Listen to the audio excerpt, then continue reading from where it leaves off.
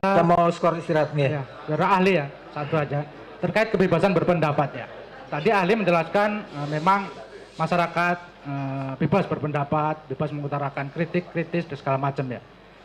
Menurut ahli, apakah kebebasan berpendapat tersebut, apakah sebebas-bebasnya tanpa ada batasan-batasan, tanpa ada aturan-aturan yang diatur di dalam negara kita selaku negara hukum?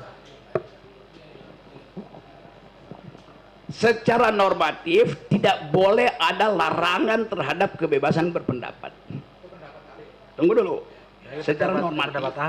Karena prinsipnya adalah hanya mungkin seseorang itu dihargai dignitinya kalau seluruh pendapatnya dia keluarkan.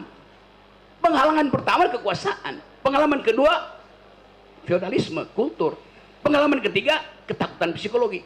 Jadi di dalam teori tentang freedom of speech, di bagian penghalang itu yang dihilangkan, bukan kebebasannya yang dimajukan, penghalangnya yang harus disingkirkan. Begitu cara berpikirnya. Kenapa?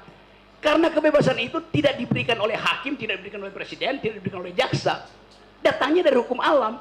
Yang menghalangi itu hukum sosial. Maka tidak mungkin kita memaksimalkan kebebasan. Itu udah melekat di kita. Yang bisa kita lakukan, kurangi penghalangan itu. Begitu logikanya. Kami hargai pendapat ahli. Sebentar ya.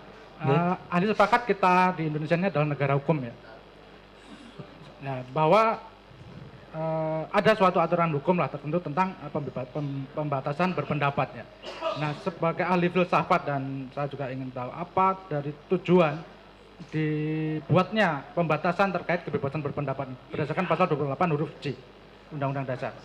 Ini pertanyaan 30 tahun lalu waktu saya masih jadi penasihat Buyung Nasution itu soal beginian. Gini. Pasal yang mengatur kebebasan berpendapat itu untuk memaksimalkan kebebasan berpendapat, bukan untuk menghalangi. Karena dia ada ABCD segala macam yang sering disebut coba Egy Sujana. Jadi kalau semakin diatur kebebasan itu, semakin nilai pendapatnya semakin kurang. Jadi diatur sedemikian rupa supaya kebebasan berpendapat yang datangnya dari human dignity diwariskan oleh alam semesta melalui fatwa Tuhan atau hukum alam itu jangan dihalangi oleh hal-hal yang sifatnya politis, kultural, macam-macam. Jadi prinsipnya negativity, bukan positivity. Karena yang berpendapat itu manusia itu udah bagus. Yang mesti kita halangi mereka yang menghalangi kebebasan berpendapat. Jadi jangan dibalik, sama seperti logika Pak Jokowi. Jokowi bilang begini, demi kesatuan tidak boleh ada perbedaan. Loh dari awal negara ini didirikan atas perbedaan.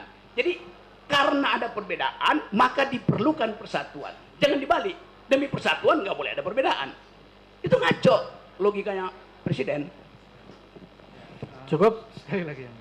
Ya, terkait poin aja. Ya, soalnya kita tadi ahli menyampaikan bahwa yang menerima hoak adalah dungu ya. Masih ingat ya tadi. Yang menerima hoak adalah dungu, bukan penyebar hoaknya ya.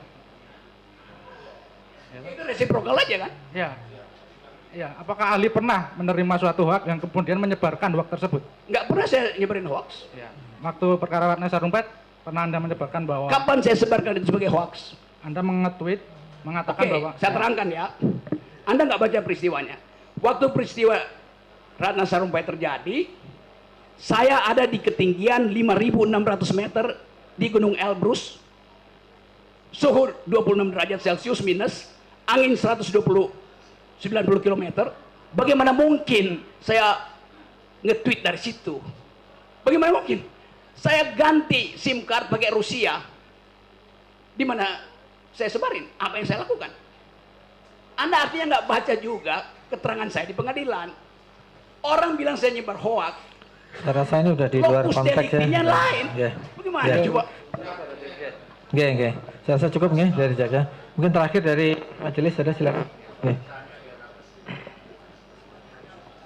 Terima kasih.